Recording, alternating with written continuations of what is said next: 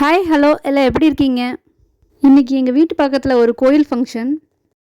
அதுக்கு நாங்கள் சக்கரை பொங்கல் செஞ்சு கொடுத்தோங்க. 3 படி பச்சரிசி போட்டு செஞ்சுருந்தோங்க. 3 கிலோ பச்சரிசிக்கு 3 கிலோ வெல்லத்தை நல்லா தட்டி எடுத்துட்டோங்க.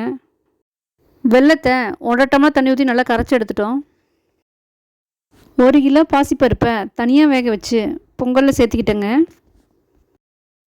கரைச்சி வச்சுருந்த வெல்லத்தையும் அதை கூட சேர்த்துக்கிட்டோம். எல்லாத்தையும் நல்லா கலந்த உடனே ஏலக்காயை பொடி பண்ணி சேர்த்துக்கிட்டோம். நெய் கொஞ்சம் விட்டு முந்திரி திராட்சையை வறுத்தெடுத்து சேர்த்துக்கிட்டோம்.